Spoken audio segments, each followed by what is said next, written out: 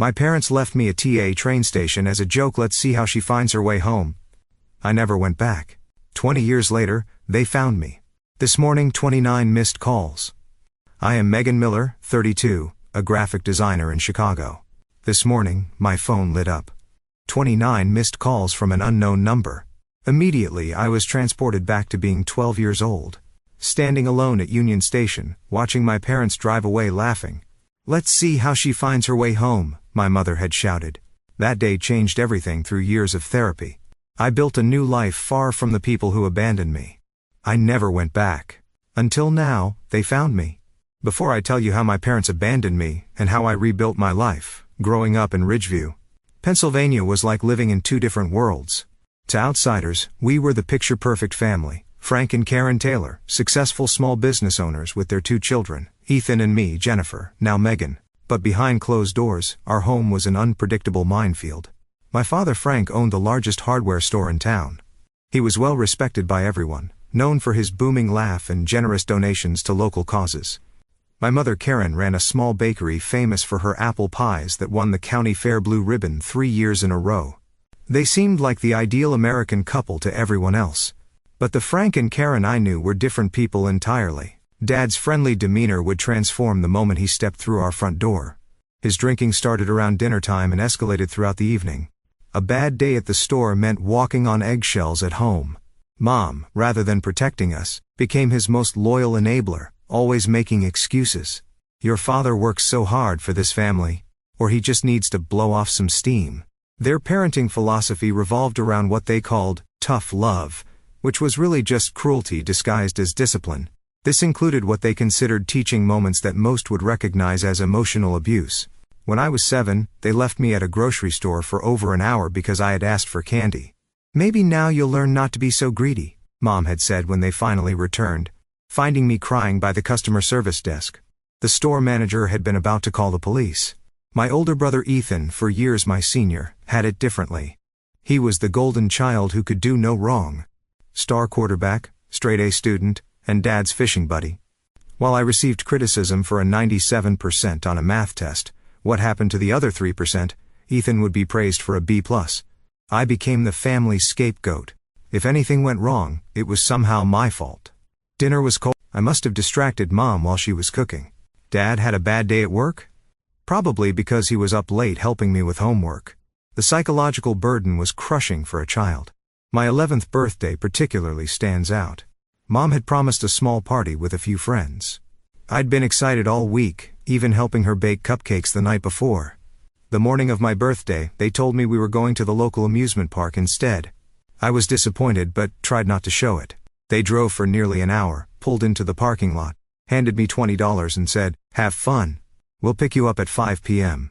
I spent my birthday alone, too scared to go on any rides, sitting on a bench near the entrance, watching other families laugh together. They picked me up at 7 p.m., not 5 p.m., finding me terrified and in tears. Just teaching you to be independent. Dad had laughed. Besides, we had to pick up your cake. There was no cake at home. No presents either. When I started crying, they called me ungrateful. These jokes and lessons happened regularly throughout my childhood. I developed coping mechanisms, staying quiet, trying to be invisible, spending time at friends' houses whenever possible, and losing myself in art. Drawing became my escape. On paper, I could create worlds where adults were kind, and children felt safe. The day before the train station incident remains crystal clear in my memory. I had received my report card and was proud of straight A's except for 1A in science. To most parents, this would be cause for celebration. To mine, it was unacceptable. Nah dash. Dad had bellowed, waving the report card. What's wrong with you? Are you getting lazy? Ethan never got a minuses. I tried really hard, I'd whispered. Clearly not hard enough, Mom added. We're not raising mediocre children. That night, I overheard them talking in the kitchen. She needs to learn that life doesn't hand you anything, Dad said. She's too soft, too sensitive. Maybe she needs a real lesson, Mom agreed. Something she won't forget. The next morning, they announced we were taking a family day trip to Chicago. Ethan couldn't come because of football practice. It was just going to be the 3 of us, something that rarely happened. Despite the previous night's tension, I felt a glimmer of hope. Maybe this was their way of apologizing. I couldn't have been more wrong. The morning of the Chicago trip. I woke up with a mixture of apprehension and excitement. Dad seemed unusually cheerful at breakfast, making jokes and ruffling my hair. Mom packed sandwiches for the road, humming to herself. The change in atmosphere was so dramatic it made me uneasy rather than relieved. The drive from Ridgeview to Chicago took just over 3 hours. Dad played his favorite classic rock station, while Mom quizzed me on state capitals from the passenger seat. If I got one wrong, Dad would make a clicking sound with his tongue and say things like, "Even a third grader would know that one, Jen." As we approached the outskirts of the city, Mom turned around to face me. "So, Jennifer," she said with an odd smile, "think you're pretty smart." "Do you?" "Despite that a minus, I guess," I answered cautiously. "Book smart maybe," Dad interjected, eyes on the road. "But street smart? That's different. Real life doesn't grade on a curve," Mom added cryptically. The knot in my stomach tightened. I stared out the window as the Chicago skyline came into view, trying to ignore the warning signals flashing in my mind. We parked near Union Station around noon. The massive Beaux Arts building was intimidating, swarming with travelers rushing in every direction. I'd never been to Chicago before, and the scale of the city overwhelmed me. "Hungry?" Dad asked as we entered the grand hall of the station. I nodded, still hoping this might turn into a normal family outing. "Good. Wait here by this pillar," Mom instructed, pointing to one of the massive columns near the main entrance. "We're going to move the car to a better parking spot and grab some food. We'll be back in 15 minutes. Can't I come with you?" I asked, that familiar anxiety creeping in. "What? Are you a baby?" Dad laughed. "It's just 15 minutes. You're 12 years old, for God's sake." "But I don't know Chicago," I protested weakly. "Exactly," Mom said with a strange emphasis. "Stay right here. Don't move." I watched them walk away, disappearing into the crowd. The station clock read 12:17 p.m. I stood awkwardly by the pillar watching people stream past. Businessmen with briefcases, families with luggage, couples holding hands. 15 minutes passed, then 20, then 30. The anxiety that had been simmering now boiled over into full-blown panic. Had they forgotten where they left me? Had something happened to them? At the 1-hour mark, I was fighting back tears. I didn't have a cell phone. They hadn't left me any money for a payphone. I had exactly $7 in my pocket, my weekly allowance that I'd saved for the trip. Then, through the large windows facing the street, I saw our blue Ford Taurus drive slowly past the station. My heart leaped. They had gotten lost or confused about where to meet. I ran toward the exit, waving frantically. As the car passed, I saw both my parents inside. Dad was driving slowly, and when he saw me at the window, he grinned and waved. Not a wave of recognition or relief, but a taunting gesture. Mom rolled down her window and shouted words that would forever change my life. "Let's see how you find your way home." Their laughter echoed as they accelerated away. I stood frozen, unable to process what had just happened. They left me on purpose, in a city 3 hours from home, alone. The initial denial gave way to crushing reality. This wasn't a 15-minute lesson. They weren't parking around the corner, waiting to jump out and say, "Surprise." "Did you learn your lesson?" They were actually driving back to Pennsylvania without me. Complete panic set in. I ran back inside the station, gasping for breath. Tears streaming down my face. The vastness of Union Station became terrifying. Too many people, too much noise, too many exits and entrances. Where could I go? What could I do? I had no phone. No contacts in Chicago, not enough money for a ticket home, and no identification. For 2 hours I wandered the station in a daze, occasionally breaking down in sobs before pulling myself together. I was afraid to ask for help. My parents had always warned me about stranger danger, and said police would take disobedient children away to terrible places. Around 3:30 p.m., a station employee named Janet noticed me. She was an older woman with silver-streaked hair, and kind eyes behind red-framed glasses. She had seen me circling the same areas repeatedly, clearly distressed. "Honey, are you lost?" she asked, kneeling to my level. I shook my head automatically, trained to never admit trouble to strangers. "Where are your parents?" she persisted gently. They want to move the car," I lied, my voice cracking. "When was that?" Janet asked, her expression growing concerned. I couldn't maintain the facade any longer. 3 hours of abandonment, fear and confusion came pouring out in a flood of tears. They left me. I sobbed. They drove away, and said to find my way home. But home is in Pennsylvania. Janet's face shifted from concern to alarm. She led me to a quieter area near the station's administrative offices, got me a bottle of water, and asked me to explain everything.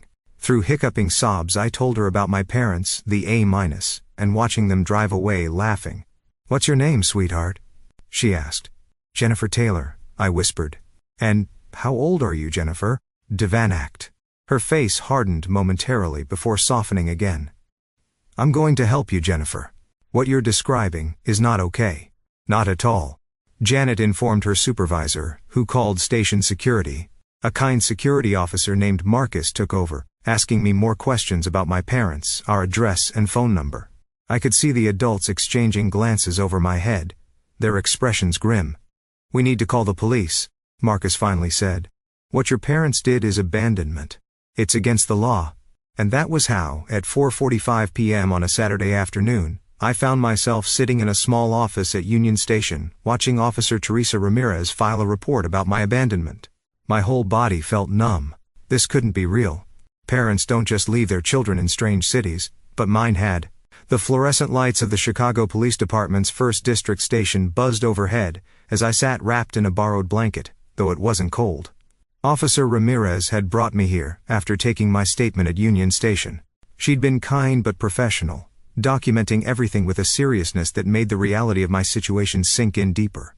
"We've tried calling your home number twice," she informed me, setting down a cup of hot chocolate. "No answer yet." My stomach twisted. "Maybe they're still driving back," I suggested weakly.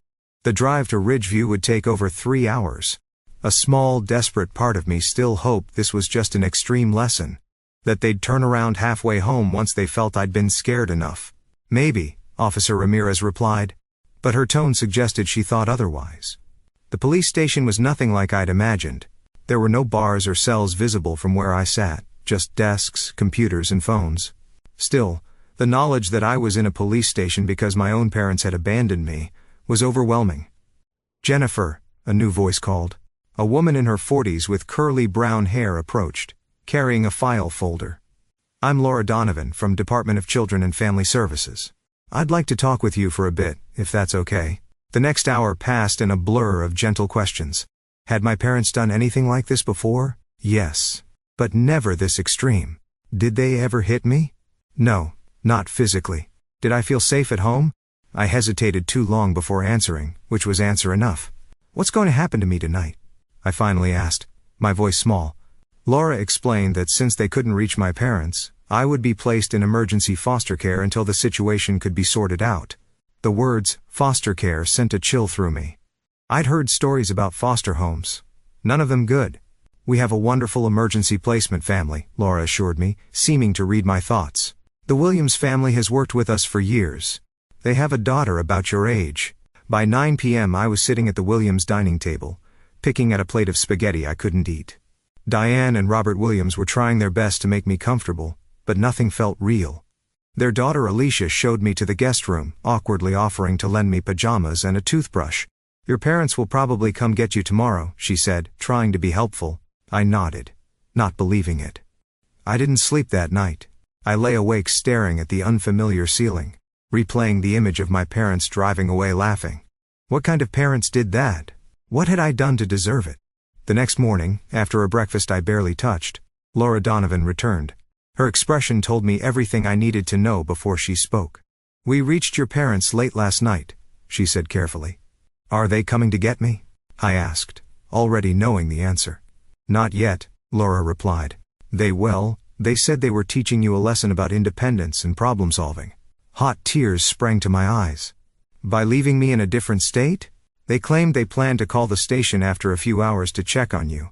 But things escalated when authorities became involved." Translation: they hadn't planned to call anyone. They'd expected me to panic, maybe cry, and then, what? Magically find my way home with no money, no phone, and no ID? "Your brother Ethan confirmed you were expected home yesterday evening," Laura continued. "He was surprised when his parents returned without you." A fresh wave of betrayal washed over me. So Ethan hadn't been in on it. Small comfort. "What happens now?" I asked. We've arranged a meeting at our office tomorrow. Your parents will be there. A judge has been notified about the case, and there will be a hearing later this week to determine next steps. The next 36 hours passed in a strange limbo. The Williams family was kind, but I felt like a ghost moving through their home. Diane tried engaging me in conversation, Robert offered to play board games, and Alicia invited me to watch TV with her. I went through the motions, numb. The meeting at the DCFS office was set for 2 p.m. Monday. I changed back into my original clothes, now wrinkled from being hastily washed and dried. Laura drove me to a government building downtown, explaining what would happen. You don't have to speak to your parents if you don't want to, she assured me. I'll be with you the whole time. We entered a conference room with a long table. Already seated were 2 other adults Laura introduced as her supervisor and a family court liaison. 5 minutes later, the door opened again. My parents walked in, looking nothing like the confident laughing people who had driven away from Union Station. Dad's face was haggard, Mom's eyes red-rimmed. Behind them came a man in a suit who introduced himself as their attorney. Jennifer, Mom said, stepping toward me. I flinched back involuntarily. Please take your seats, Laura's supervisor instructed firmly. What followed was the most surreal conversation of my young life. My parents, guided by their attorney, presented their version of events. They had been concerned about my lack of self-reliance and problem-solving skills. The train station exercise had been planned as a controlled life lesson. They had circled back after 20 minutes to check on me from a distance, but couldn't find me. They assumed I had figured out how to call home or get help, demonstrating exactly the resourcefulness they wanted to encourage. They had driven home expecting to find a message from me, perhaps from a police station or helpful stranger's phone, showing I had risen to the challenge. We were teaching her independence, Dad insisted. Kids today are too coddled. By abandoning your 12-year-old daughter in a city 3 hours from home with no money, no phone, and no ID, Laura's supervisor asked incredulously. She's exaggerating how little money she had, Mom said dismissively. And there are phones everywhere. She could have called collect. I sat in stunned silence. They weren't sorry. They truly believed they had done nothing wrong. The meeting continued with discussions of child welfare laws, potential charges and next steps. Through it all, my parents maintained their position.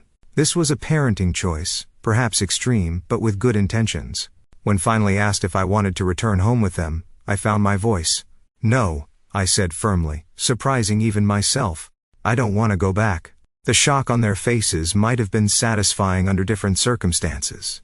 Don't be ridiculous, Dad sputtered. Of course, you're coming home. That's not your decision right now, Mr. Taylor, the court liaison explained. Given the circumstances, Jennifer will remain in temporary custody while the court evaluates the situation. As the meeting concluded, Mom tried once more to approach me. Jennifer, honey, you're overreacting. We were just trying to teach you to abandon people who trust you? I interrupted, tears streaming down my face. That's what I learned.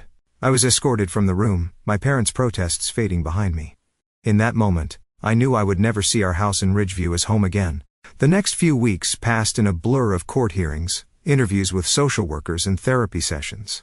The initial emergency placement with the Williams family was extended while the system determined what would happen next, though they were kind. Their home never felt like more than a temporary shelter, a waiting room before my real life could resume.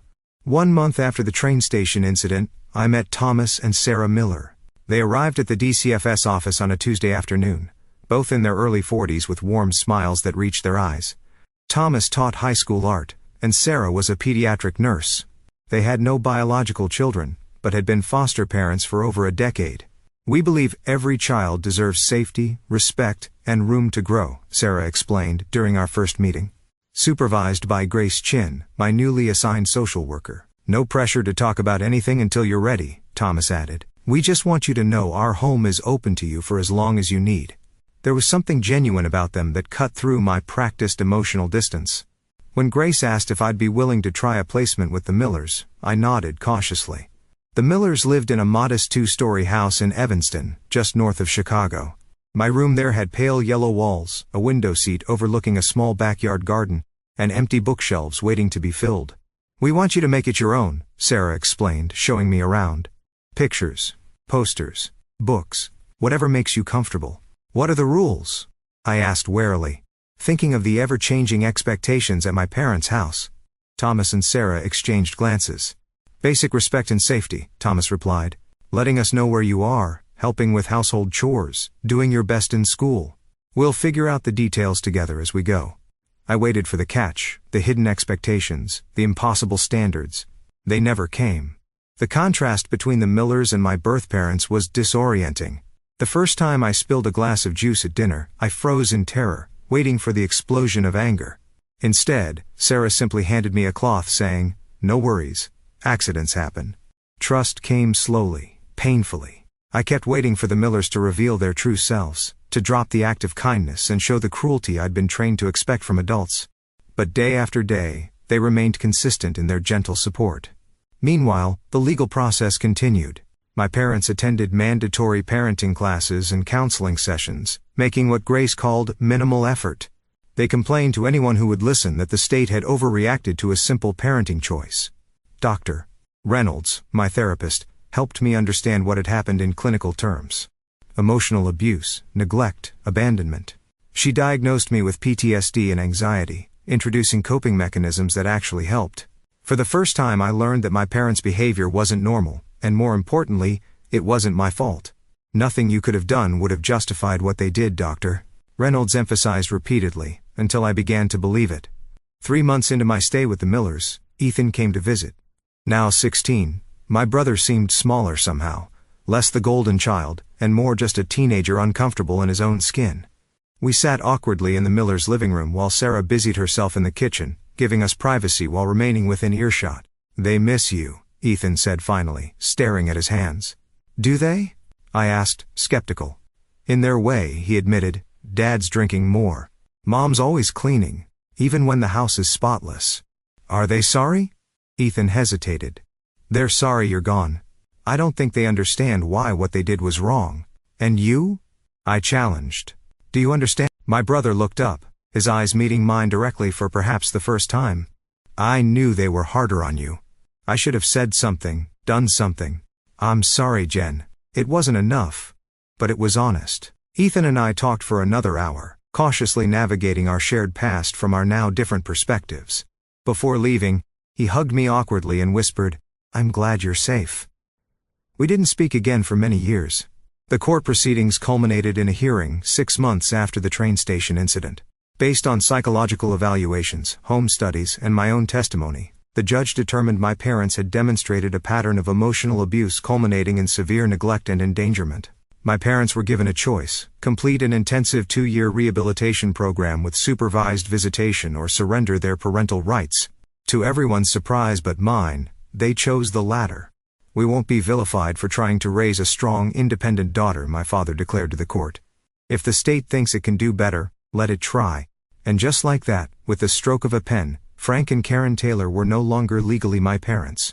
3 months later, on my 13th birthday, Thomas and Sarah Miller asked if I would like them to adopt me. By then, I had begun to believe in the permanence of their care, the consistency of their love. "Yes," I answered without hesitation. The adoption was finalized shortly before my 15th birthday. As part of the process, I requested a legal name change from Jennifer and Taylor to Megan and Miller, a new name for my new life. "You'll always be whoever you want to be in our home," Sarah assured me when I nervously proposed the change. "We just feel lucky to be part of your journey." Art became my salvation during those transformative years. Thomas recognized my talent early and nurtured it with supplies, books, and gentle guidance.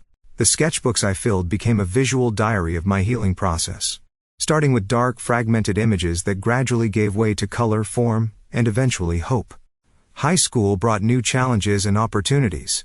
Making friends wasn't easy. Trust issues don't disappear overnight. But slowly, I built connections with a small group of fellow art students who accepted my quiet nature and occasional anxiety attacks without judgment. College applications loomed on the horizon. With Thomas and Sarah's encouragement, I set my sights on the School of the Art Institute of Chicago, ambitious, but not impossible.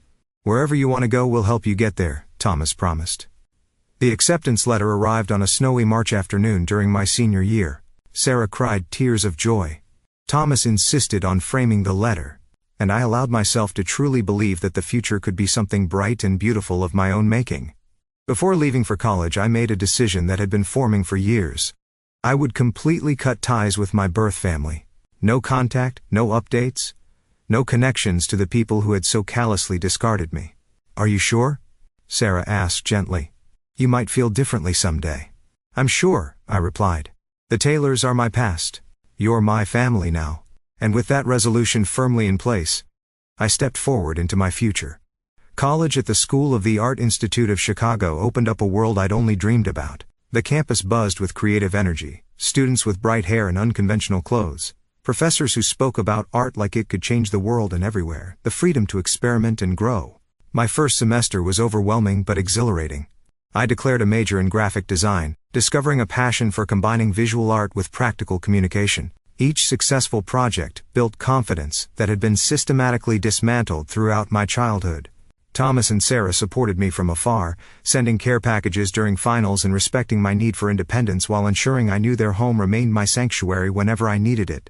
The balance they struck showed me what healthy parent-child relationships could look like, even as I entered adulthood. Sophomore year brought Audrey into my life. We met in a color theory class where her bold experiments with neon pigments contrasted with my more restrained palette. Somehow, this difference drew us together rather than apart. You're the most careful artist I've ever met, she observed over coffee after class one day. Every mark you make is deliberate. Is that bad? I asked, defensively. Not bad, she clarified. Just interesting. Makes me wonder what happens when you let go. Audrey's friendship challenged me in ways I desperately needed. She pushed me creatively, but respected my boundaries personally.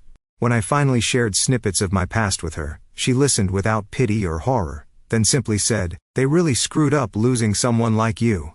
It was Audrey who convinced me to try dating during junior year, after I'd spent college avoiding anything beyond casual friendships.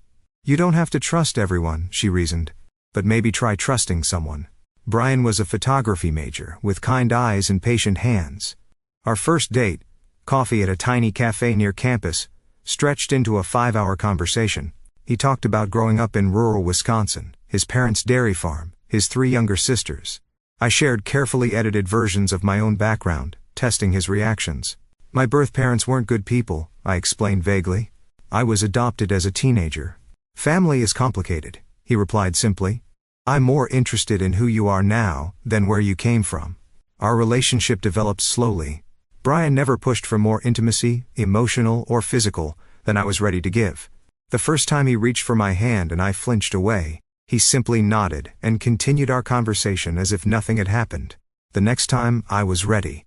Dr. Reynolds had prepared me for the challenges of adult relationships after childhood trauma. Trust issues don't just affect romantic partnerships, she'd explained. They color every human connection. The key is awareness, recognizing when your reactions stem from past wounds rather than present realities. This awareness helped when Brian and I hit our first serious conflict 8 months into dating. A miscommunication about plans led to me waiting alone at a restaurant for over an hour. By the time he arrived, profusely apologetic about his dead phone battery, I was locked in a bathroom stall, hyperventilating. You left me, I accused later.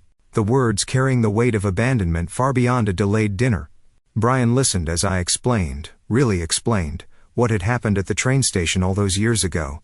When I finished, he didn't offer empty platitudes or awkward sympathy. I can't promise I'll never disappoint you, he said finally.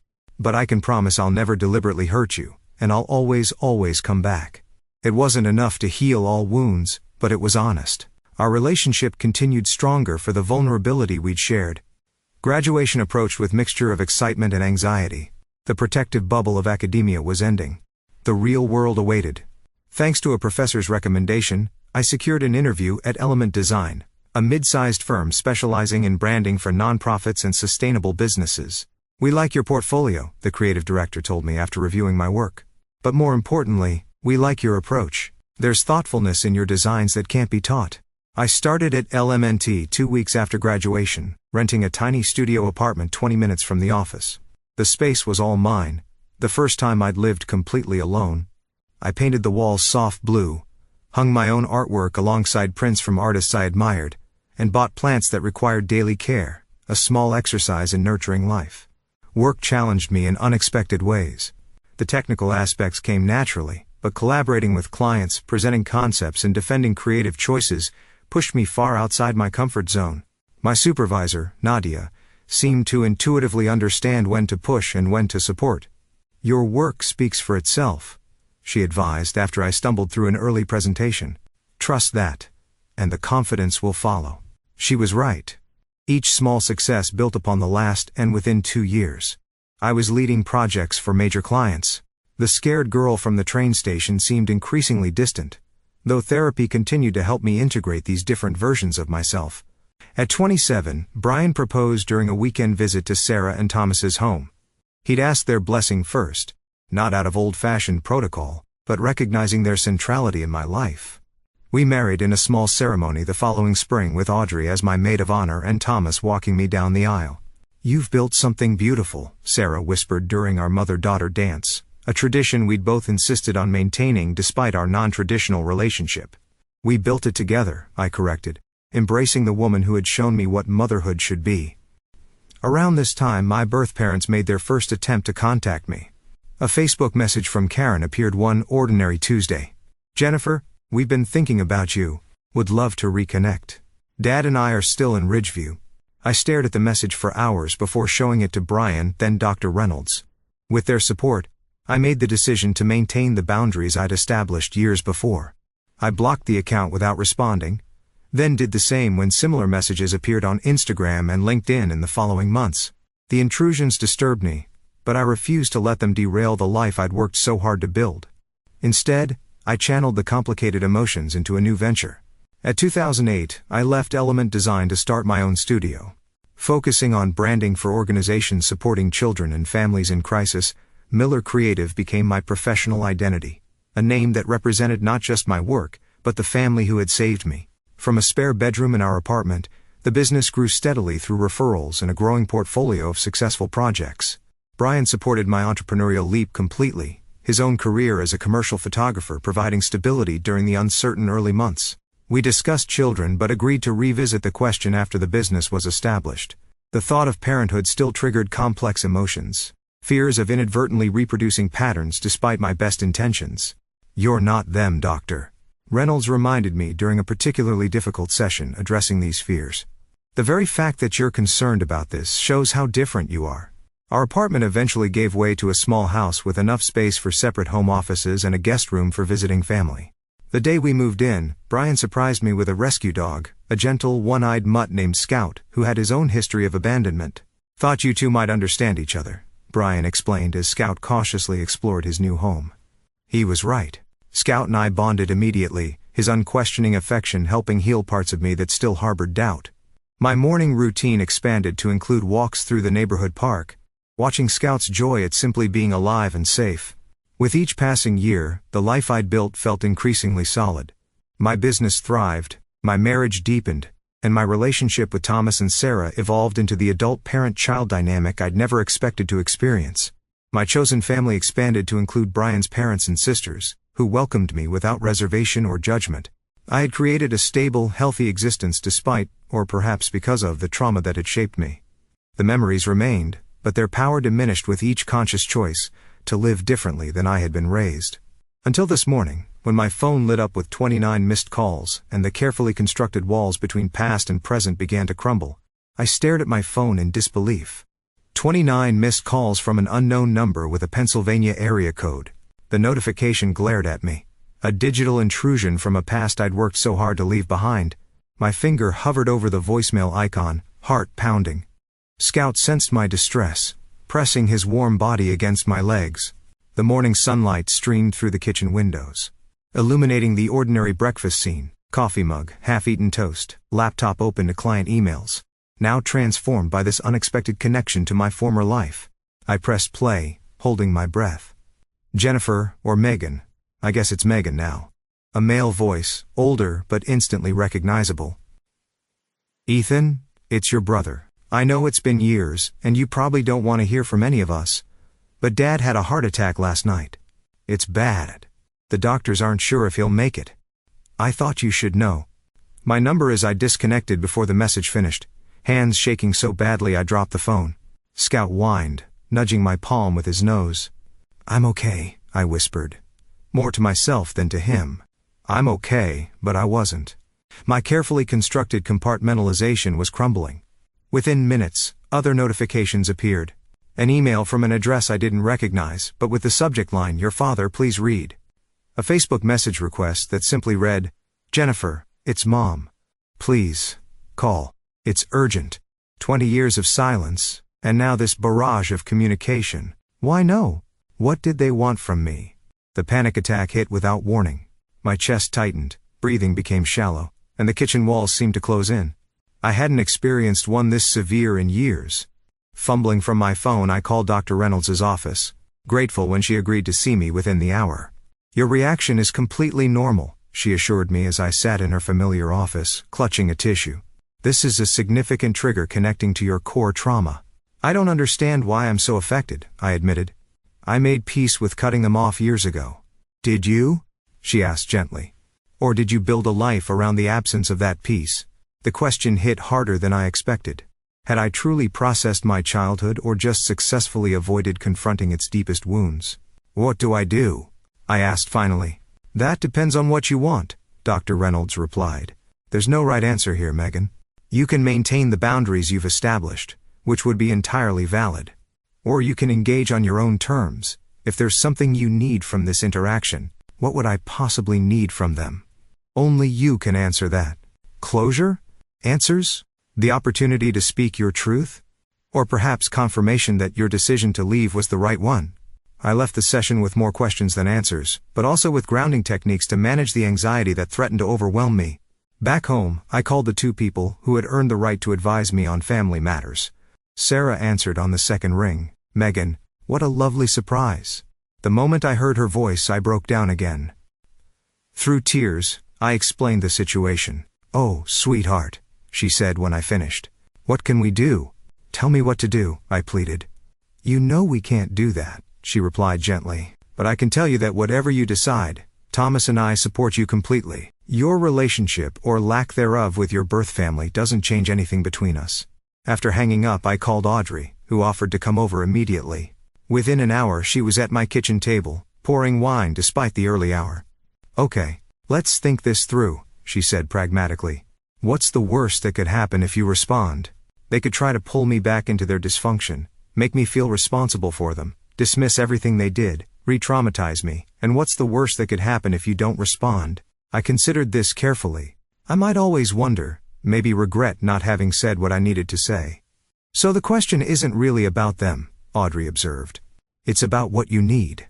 When Brian came home that evening, he found me surrounded by research, printouts about heart attacks, treatment protocols, recovery rates. My graphic designer's mind had created a flowchart of possible responses and their potential consequences.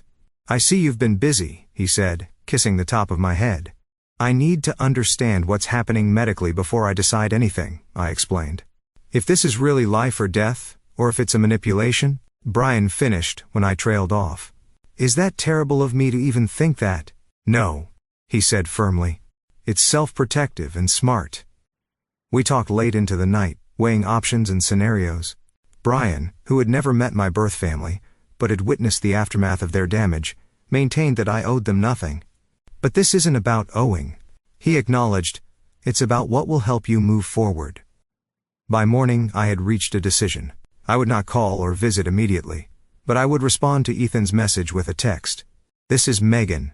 I got your message about Dad. I need more information before deciding my next steps. How serious is his condition? What exactly do you and Mom expect from me?" His reply came within minutes. "Thank you for responding. It was a major heart attack. He's stable, but critical. Triple bypass scheduled tomorrow. Mom's a mess.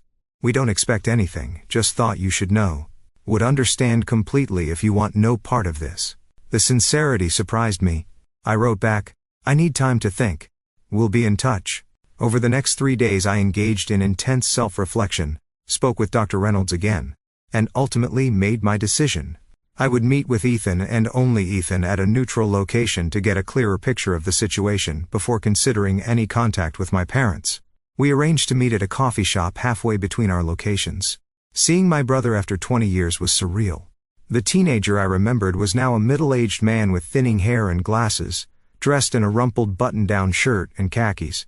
"Megan," he said, standing awkwardly as I approached his table. "Thank you for coming." I nodded.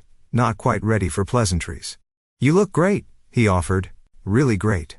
"Tell me about Dad," I said, getting straight to the point. Ethan sighed, seeming relieved to focus on facts rather than emotions. Triple bypass was successful, but there were complications. He's still in ICU. The doctors are cautiously optimistic, but at 68 with his history.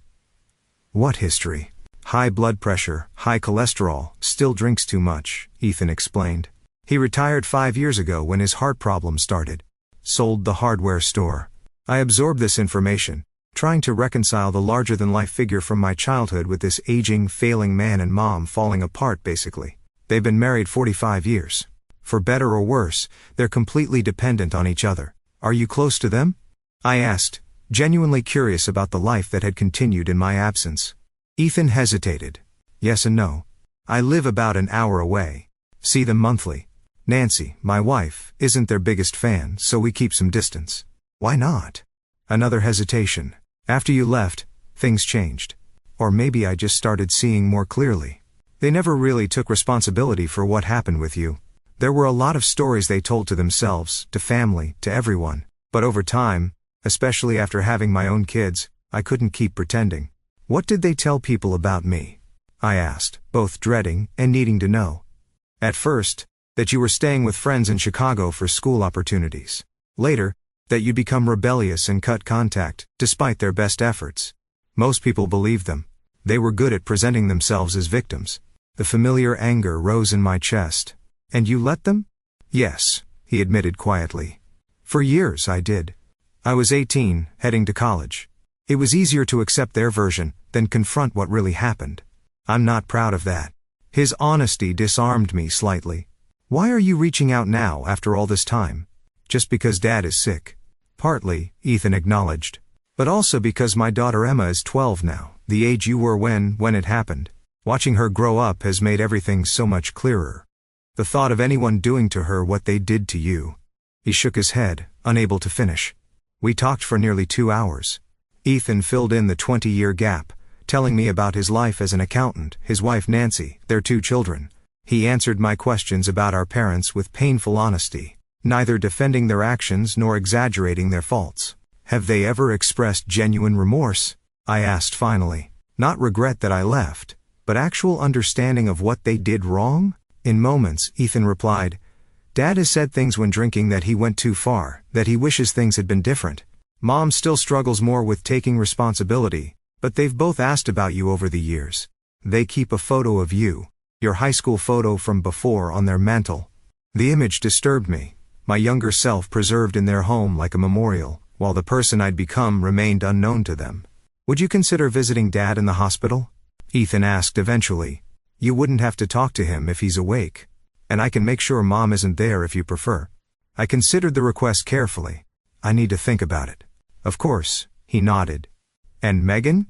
Whatever you decide is okay. You don't owe any of us anything." As we parted, Ethan hesitantly offered his hand. I took it briefly. This physical connection to my past both strange and significant. That night I discussed everything with Brian, who supported my inclination to see my father while maintaining strict boundaries. "Just remember," he cautioned, "you're not that powerless 12-year-old anymore. You're visiting on your terms. You can leave any time." The next morning, I called Dr. Reynolds and asked if she would accompany me to the hospital, not as my therapist specifically, but as a support person who understood the complexity of the situation. She agreed immediately. "This is an opportunity to engage with your past from a position of strength," she observed, "but only if that's what you truly want." I thought about the scared girl at Union Station, the years of healing, the life I'd built, and the parents who had chosen to abandon me. Then I thought about the man in the hospital bed, facing his own mortality. "Yes," I said finally. "I think I need to do this. Not for them, but for me." The hospital corridor seemed endless as Dr. Reynolds and I walked toward the cardiac ICU. Each step required conscious effort, my body seemingly trying to protect me by refusing to move forward. The antiseptic smell, the hushed voices, the occasional urgent beeping, everything heightened my already overwhelming anxiety. "We can take a break, Dr. Reynolds offered. Noticing my shallow breathing, I shook my head. If I stop, I might not start again. Ethan waited at the ICU entrance. relief visible on his face when he saw us. "Thank you for coming," he said quietly. "Dad's awake, but tired from physical therapy. Mom's at the cafeteria. I made sure to schedule this when she'd be away as you requested." "And she agreed to that?" I asked skeptically. "Not exactly," Ethan admitted. "I told her I needed time alone with Dad to discuss insurance matters." His discomfort with the deception was obvious. I introduced Dr. Reynolds simply as a friend, and Ethan didn't question her presence. As we approached my father's room, he touched my arm lightly. "Just so you're prepared, he looks different. Older, obviously. And the surgery." I nodded, bracing myself. Nothing could have fully prepared me for the sight of Frank Taylor. Once so imposing in my childhood memories, now diminished in a hospital bed surrounded by monitoring equipment. Tubes and wires connected to his pale body, a nasal cannula delivering oxygen, his chest covered by a hospital gown but clearly bandaged beneath. His eyes were closed when we entered, but they fluttered open at the sound of footsteps. For a moment, there was no recognition in his gaze as he looked at me. Then his eyes widened, lips parting in shock. "Jennifer," he whispered. Voice raspy. "It's Megan now," I corrected automatically. "Megan," he repeated, as if testing the unfamiliar name. "You came." I remained near the doorway, unable to approach closer. "Yes." The silence stretched between us, 20 years of absence compressed into the small space of his hospital room. "What does one say to a parent who abandoned you? To a daughter who never came back?" "You look like your mother," he finally said. "I look like Sarah Miller," I replied firmly. "My adoptive mother." His face tightened briefly, then relaxed into resignation. "Of course. I deserved that." Dr. Reynolds stood slightly behind me, her presence grounding. Ethan hovered awkwardly near his father's bed, clearly uncertain of his role in this reunion. "Why did you want to see me?" I asked directly, needing to establish control of the conversation. Frank seemed taken aback by the question. "You're my daughter." "I was your daughter," I corrected, "until you decided a 12-year-old needed to find her own way home from Chicago." He flinched visibly. "We made a mistake. A terrible mistake. A mistake is forgetting to pick someone up. A mistake is being late. What you and Mom did was deliberate cruelty disguised as parenting." My voice remained steady, surprising me with its strength. Years of therapy had prepared me for this moment, though I'd never expected it to come. "You're right," Frank said quietly. "There's no excuse. I've had a lot of time to think, especially since." He gestured weakly at the medical equipment surrounding him. "When you're facing the end, you see things differently." "Are you dying?" I asked bluntly. "Not immediately, they tell me. But this was a warning shot." He attempted a weak smile that didn't reach his eyes. "Makes a man reflect on his regrets. And I'm a regret?" "What we did to you is my biggest regret," he clarified. "Not you. Never you." It was the closest thing to an apology I'd heard from either parent, but it felt insufficient against the magnitude of their actions and the years of trauma that followed. The conversation was interrupted by a commotion at the door. Karen Taylor stood frozen in the entrance, coffee cup in hand, staring at me as if seeing a ghost. "Jennifer," she breathed. "It's Megan," Ethan corrected quickly. I turned to face the woman who had given birth to me, then laughingly abandoned me. At 65 she was still carefully put together, colored hair, applied makeup even in these circumstances, tailored clothes despite the hospital setting. Only her eyes betrayed her age and the stress of her husband's condition. "I told you I'd arrange a different time," Ethan said apologetically to me. "It's fine," I replied, though it wasn't. Having both parents present at once hadn't been part of my carefully constructed plan. Karen moved toward me as if to embrace me, but stopped when I instinctively stepped back. Her hands fluttered awkwardly before dropping to her sides. "You're so beautiful," she said, eyes filling with tears. "All grown up." I remained silent, unprepared for this additional confrontation. "I've thought about you every day," she continued. "Wondered where you were, if you were happy, if you ever thought about us." "Karen," Frank warned weakly from his bed. "Give her space." The irony of Frank Taylor advocating for boundaries was not lost on me. "I need some air," I announced abruptly. Turning toward the door, Dr. Reynolds immediately moved to accompany me. "Please don't leave," Karen called after me. "Please. We've missed you so much." I paused in the doorway, turning back to face both my birth parents. "You missed me? You abandoned me in a strange city when I was 12 years old. You drove away laughing while I watched. You surrendered your parental rights, rather than admit what you did was wrong. And now, 20 years later, you want to talk about missing me. The words poured out. Years of unexpressed anger finally finding voice. Karen flinched as if physically struck. We were terrible parents, she admitted. Tears now flowing freely. We didn't know how to love you properly.